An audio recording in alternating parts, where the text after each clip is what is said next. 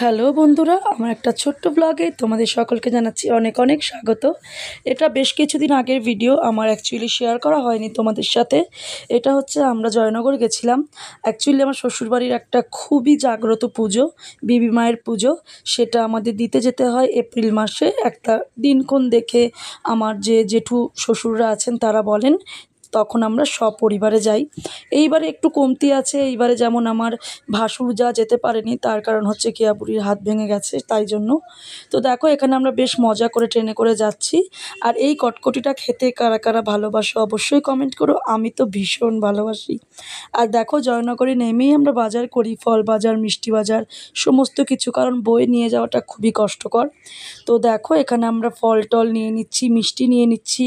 আর জয়নগর স্টেশনে নেমেই কিন্তু একদম হাঁটা পথেই আমাদের মন্দির আছে। তো যেখানে যাই ওখানে একজন বয়স্ক মা আছেন, তিনিই কিন্তু পুজো করেন। আর এই যে মন্দিরে চলে এসেছি, দেখো আমাদের জেঠু শ্বশুরের আরও যারা ছেলেমেয়েরা রয়েছেন তারা এসছেন। এখন অনেকেরই অনেক বয়স হয়ে গেছে, সেই কারণে তারা আসতে পারেন না, কিন্তু আমার শ্বশুর শাশুড়ি একটু মেনটেন করার চেষ্টা করেন। তো দেখো মন্দিরের সামনে বিশাল বড় পুকুরটা গত বছরেও দেখেছিলাম ভীষণ পরিষ্কার, কেন বুঝতে পারলাম না এইবারে একটুখানি নোংরা নোংরা।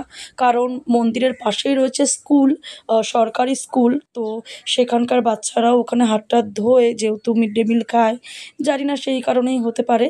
আর এখানে দেখো আমি আর শাশুড়ি মিলে বসে পড়েছি ফল কাটতে। তো ভীষণ আমাদের এই একটা দিন মজা হয় এবং ভীষণ আনন্দ করেই আমরা এই ঠাকুরের কাজকর্মগুলো করি। এবং আমি এক বছর আমার ছেলের জন্য দণ্ডিও কেটেছিলাম ঠাকুরের কাছে। তো দেখো মোটামুটি ফল কাটা শেষ। আর তোজো তো যেখানেই যায় ওকে বসিয়ে রাখার জন্য একটা করে খেলনা নিয়ে যেতে হয়। তো ওর বাবা ওর খেলনাগুলো নিয়ে ওকে বসিয়ে রেখেছে, কারণ সামনেই পুকুর, পড়ে গেলে মানে একটা মুশকিল হয়ে যাবে। আর এইখানে দেখো আমাদের যিনি মা আছেন, মানে যিনি পুজো করেন, তো তিনি ডাব কাটছেন। আর এখানে আমাদের আরও রিলেটিভসরা এসছেন। তো কথা বলছিলাম আমরা, এই একটা দিনই মোটামুটি আমাদের সাথে অনেক রিলেটিভেরই দেখা হয়, কারণ ব্যস্ততার খাতিরে আর কি সেইভাবে কারুরই একসাথে হয়ে ওঠা হয় না।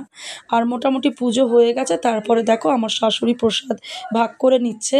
আর এখানে প্রচুর স্কুলের যে মায়েরা গার্জেনরা তারা বসে থাকেন, তাদেরকেও প্রসাদ দিচ্ছেন। আর তারপরে আমরা একটু খেয়ে নিচ্ছি। ফল প্রসাদ খেয়ে তো আর পেট ভরে না, আর অত ফল খাওয়াও যায় না। তো আমরা একটু পরোটা কিনে এনে মুড়ি টুড়ি এইসব খাচ্ছিলাম। তো মোটামুটি এবার আমাদের বেরোনোর পালা। আর বেরোনোর আগে প্রত্যেক বছরই যেটা আমরা করি, সেটা হচ্ছে মন্দিরের একদম অপোজিটেই রয়েছে একদম মুড়ির কারখানা। আর জয়নগরের মুড়ির টেস্ট কারা কারা খেয়েছো কমেন্ট করে জানাবে, প্রচণ্ড টেস্টি, প্রচণ্ড। তো যাই হোক আমরা প্রত্যেক বছরই নিয়ে আসি। আর এখানে দেখো আমরা স্টেশনে অলরেডি দাঁড়িয়ে রয়েছি, ট্রেন আসবে। প্রচণ্ড গরম ছিল সেই দিন, তাই জন্য আমরা সকলে মিলে একটু শরবত খেয়ে নিচ্ছিলাম। আর দেখো মুড়ি প্যাক করে নিয়ে নিয়েছি। আর রোদ্দুরটা এত সুন্দর আমার মুখের ওপরে আসছিল, ভীষণ ভালো লাগছিল। তো ভিডিওটা আজকে এইটুকুই। তোমরা সকলে ভালো থেকো। কেমন লাগলো ভিডিওটা অবশ্যই